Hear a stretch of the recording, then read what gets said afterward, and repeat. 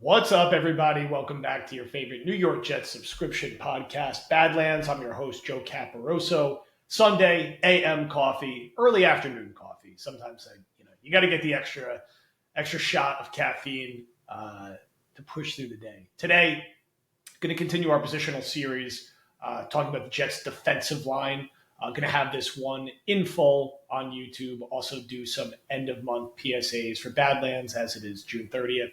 I think we had 29 episodes drop in June, all available at patreon.com/BadlandsTOJ. Similar calendars mapped out for July. We should have content hitting the feed every single day between myself, Connor, Dan, Paul, Jake, Will, Dalvin.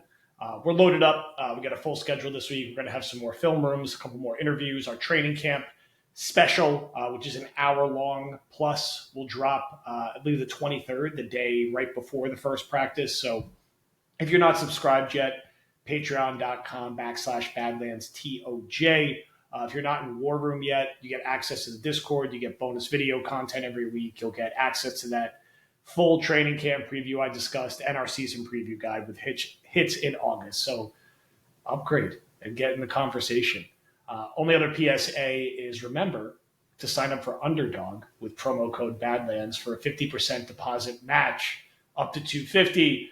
We've been hitting about like 2 or 3 best ball drafts a month. They're going to start ramping up in terms of competitiveness and dollar amount as we get closer to the season, and definitely want you guys funded well for pick'ems when they start hitting around games. Anyway, let's talk Jets defensive line. Last week we talked offensive line, a position that has gotten a lot better this offseason. The question now, when looking at the defensive line was already a position of strength. It has been a position of strength. I would say it still is, but it's a fair question. Have they taken a little bit of a step back, on paper at least, going into the season? So you look at, there's been a lot of movement here, right? So John Franklin Myers has been a productive starter, does a lot of the dirty work, a versatile player. They basically, cut their losses and sent him to Denver because they weren't going to make the money work. Underrated player, going to be harder to replace than I think many fans might be thinking. Quentin Jefferson was a really nice free agent signing, even though he got banged up, still had 6 sacks last year, made a real impact. Al Woods, another guy, they felt it when he got hurt last year, was key in terms of slowing down the run. Jefferson, Woods, gone. JFM gone. Of course, Bryce Huff gone, which we've talked about ad nauseum here. And in this episode, I'm going to talk about the defensive line and the edge rushers just all bundled together. So no Huff, no Quentin Jefferson, no JFM, no Al Woods. You then look at how they replace that. You don't get Hassan Reddick, a more proven player, but we're dealing with a little bit of a holdout situation, not something I'd panic about right now. They get Javon Kinlaw from the Niners, former first-round pick, a guy that you're hoping they can unlock talent-wise with their defensive coaching staff. They get Leaky Fotu, a rotational backup defensive lineman, add some size and girth to the interior, bring back Solomon Thomas, fine. They also add 2 undrafted free agents we're particularly excited about in Leonard Taylor and Eric Watts. They also have Brady McGregor in there as another name to keep an eye on. So, overall, I think, look, objectively, I think they have some wood to chop and some proof to give that they got better, not worse, on the defensive line position. I think in a 1-year vacuum, Hassan Reddick, certainly potential to be better than Bryce Huff. He's been a double-digit sack guy consistently. He's one of the best edge rushers in football. I expect him to be fine in camp, and they'll come up with a Band-Aid contract. Okay, you then need Kinlaw to go be that 5'6" sack guy that Jefferson was last year. You need Fotu to provide what Al Woods was and stay healthy. And then between Michael Clemens, who was not good last year, and the 2 undrafted free agents, can you replace JFM, along with still having Will McDonald rotating through, probably as more of a situational player in year 2. The Jets need a leap from him badly. And then Jermaine Johnson, who had that year 2 leap and will probably play along with Quinnen Williams the most snaps of anyone in this group. He's really a 3-down guy. He can make an impact against the pass, make an impact against the run. Really exciting young player who came into his own last year. Him and Quinnen are the headline guys to watch as 3-down players. Reddick shouldn't be too far behind in that. It's not like Reddick is a 0 in those situations. He can make an impact overall. I think with Quinnen, you're looking at a special guy in his prime. He was still really good last year, even though the sack numbers dropped, was very disruptive. One of the best interior defensive linemen in football, like top 2 or 3. I don't think you could go any lower than that.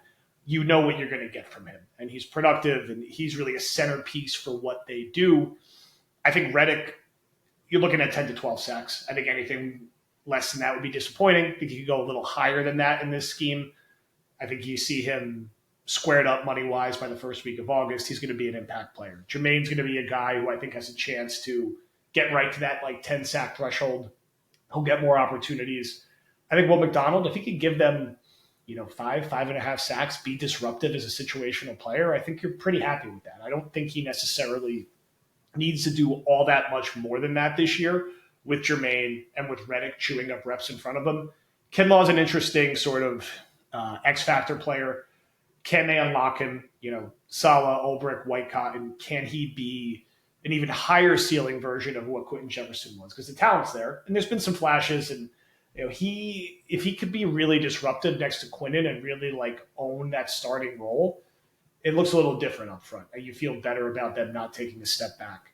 Solomon Thomas is still going to do what he does. He's going to play a lot, be really bad against the run, but make a couple plays against the pass. He was very productive, actually, in a limited pass rushing role last year. So we'll get that in the mix. Tanzel Smart, Hard Knocks favorite. He'll be a borderline roster bubble guy. Does he stick? I think it's more likely the Jets hope that a guy like Leonard Taylor or Eric Watts really jumps off the screen in training camp and in the preseason. Connor has done film rooms on both those guys. Definitely give them a watch. That's over at the War Room tier. I think both of them have a real chance to make the roster. I hope to be wrong about Clemens. I think Clemens did some encouraging things as a rookie. I think he struggled a lot last year. There was a liability out there. Does his game change a little bit in year 3? Can he be a big part of the puzzle that replaces JFM? I hope so, because if not, you're putting a lot on guys like Kinlaw and undrafted free agents, and that's where you could end up, seeing a step back. I'm not banking on anything with McKinley, who I know, was a former high draft pick who they added after minicamp. Anything there would be a pleasant surprise. I was kind of hoping they'd consider a Calais Campbell type addition. It's not going to happen now as he's off the market. Is this a concern position? No, but if you were saying where do the Jets need to make additions, I would say number 1 would be wide receiver. Actually, that's wrong. Number 1, I would say, is safety. 1A is safety, 1B wide receiver, and number 2, I would say, is interior defensive line. Those are the 3 that always come to mind for me. After that, a little more interior depth on offensive line, maybe another linebacker to back up Quincy and Mosley and Sherwood.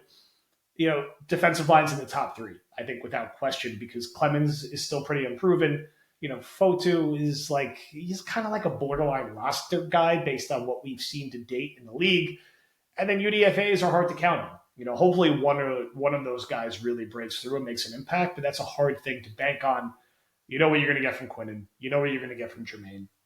If Reddick's out there, which I think he will be, you know what you're going to get from him. And honestly, that's pretty damn good. And it's better than what a lot of teams have, which is why it's not a panic area. And to Sal's credit for all the criticism he gets, they've done great work with the defense. This defense has went from the worst in football to one of the best in football. They've done very well with player development. We've seen that with Quincy Williams. We saw that with Bryce Huff. Unfortunately, the Jets aren't going to reap the benefits of that. I think they're maximizing what you can get from a guy like Solomon Thomas. I think across the board, you see them maximizing defensive player talent, inclusive of Michael Carter and DJ Reed. I think they're getting more out of Ashton Davis than another staff would. So you're going to get the best version of defensive players, particularly on the defensive front, which is why I'm pretty optimistic about Kinlaw being wow, that was a really nice signing. I think he has the ability to be pretty disruptive and make a pretty big impact. Overall, McDonald, it's why you should be bullish about a year 2 jump from him. Again, they're not going to ask too much of him. He's not going to be playing 70% of the snaps. He's probably going to be paying 45% of the snaps. And I think in that role in year 2, he can make a real impact and be disruptive. I mean, he was a first-round pick for a reason. We saw flashes in the preseason where the talent's there. He's just got to put it together and do what Jermaine. He's not going to. I don't think he's going to make the full jump that Jermaine Johnson did in year 2. I think that's an unfair expectation, but I think he could take a meaningful step forward. So, Jets defensive line, should be very disruptive, should be making life easier for guys like CJ Mosley and Quincy Williams. Obviously, they have a terrific cornerback trio behind them, which helps as well. And we'll continue to get into those other positions with these Sunday episodes. Again, this week, Other Guys Monday, War Room Tuesday night, podcast Wednesday, bonus episode with Dalvin and I Thursday, talking AFC East, Bump the Trend Friday, TOJ Talk Saturday, and then right back here Sunday talking Jets linebackers.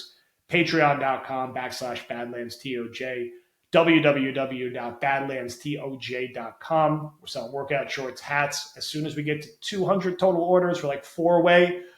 Everyone who purchased something will be eligible for a drawing to win a jersey of your choice. So badlandstoj.com. Never been a better time to buy. Thank you, everybody, for listening, and we will talk to you soon.